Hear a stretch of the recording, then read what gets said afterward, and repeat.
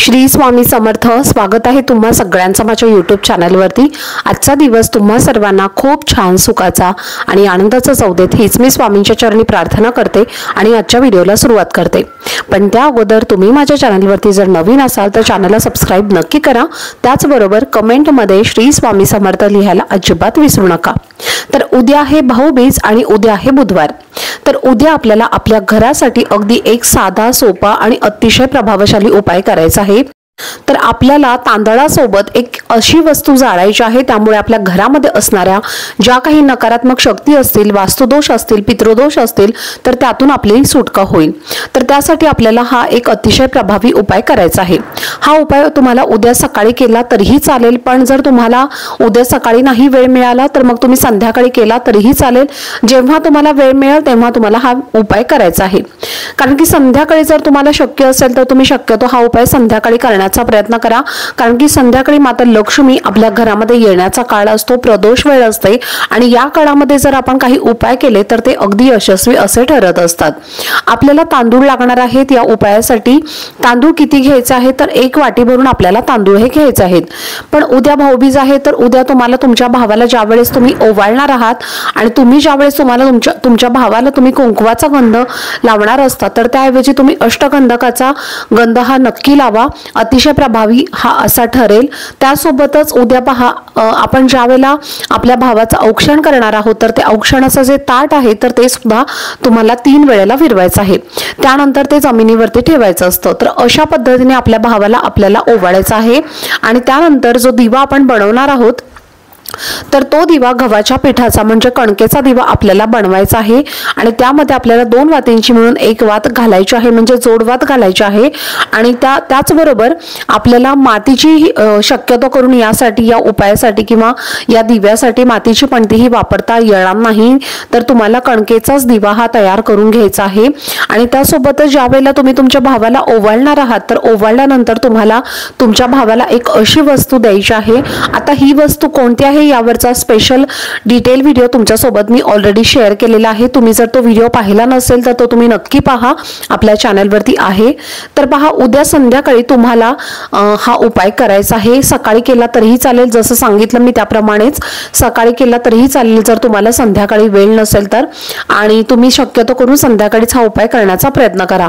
ज्यावेळेस आपण आपल्या घरामध्ये हा उपाय करू तर त्यामुळे आपल्या घरामध्ये ज्या काही नकारात्मक शक्ती असतात, त्याचबरोबर जी काही निगेटिव्हिटी असते, वास्तुदोष असतात, पितृदोष असतात, त्यामुळे आपल्या घरामध्ये अनेक प्रकारचे असे वातावरण तयार झाल्यासारखे दिसताना तुम्हाला जाणवत असेल। त्याचबरोबर जर अशा प्रकारचे दोष जर आपल्या घरामध्ये असतील तर आपल्या घरामध्ये सतत भांडण कटकटी या होत असतात आणि घरामध्ये सतत काही ना काही अडचणी या येत असतात आणि त्यातून आपल्याला जर सुटका हवी असेल तर हा एक अतिशय प्रभावी असा उपाय तुम्हाला उद्याच्या दिवशी करायचा आहे।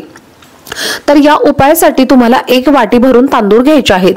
वाटी जी आहे तर ती तुम्ही छोटी वाटी घेतली तरीही चालेल, जी कोणती वाटी तुम्ही घ्याल तर ती वाटी तुम्हाला फुल भरून तांदूळ हे घ्यायचे आहेत।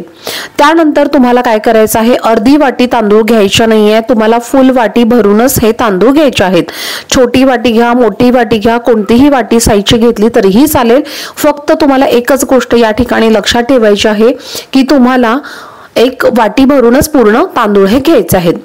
आता यानंतर काय करायचं आहे तर त्या उपायासाठी तुम्हाला थोडासा कापूर हा लागणार आहे। त्याचबरोबर तुम्हाला लवंग लागणार आहे। आता 1 किंवा 2 लवंगा घेतल्या तरीही चालतील, फक्त लवंगा ज्या आहेत तर त्या व्यवस्थित पाहून तुम्हाला घ्यायच्या आहेत। तुटलेल्या फुटलेल्या लवंगा तुम्हाला घ्यायच्या नाही आहेत। ज्या लवंगांना फूल असतं अशा लवंगा पाहूनच तुम्हाला व्यवस्थित घ्यायच्या आहेत। तर ज्या वाटीमध्ये तुम्ही तांदूळ घेतलेला आहे तर ती वाटी तुम्हाला फुल भरून घ्यायची आहे। त्या वाटीमध्येच तुम्हाला 2 कापराच्या वड्या ठेवायच्या आहेत। कापराच्या वड्या म्हणजे तुम्ही भीमसेनी कापूर असेल तर तो अतिशय उत्तम राहील, जर नसेल तर मग तुम्ही साधा कापूर जो तुम्ही पूजेसाठी वापरता तो घेतला तरीही चालेल। त्यानंतर तुम्हाला काय करायचं आहे तर या कापुरावरती आपल्याला ठेवायचे आहेत 2 लवंगा। 1 किंवा 2 लवंगा सांगितल्याप्रमाणे तुम्हाला घ्यायचे आहेत आणि त्यानंतर हा कापूर तुम्हाला प्रज्वलित करायचा आहे। त्यानंतर ही वाटी तुम्हाला तुमच्या घराच्या मुख्य दरवाजाच्या बाहेर डाव्या साईडला तुम्हाला ठेवायची आहे। तुमच्या डाव्या साईडला ही वाटी ठेवायची आहे आणि त्यानंतर तुम्हाला काय करायचं आहे, हा कापूर तुम्हाला तुमच्या घराच्या बाहेर जाळायचा आहे।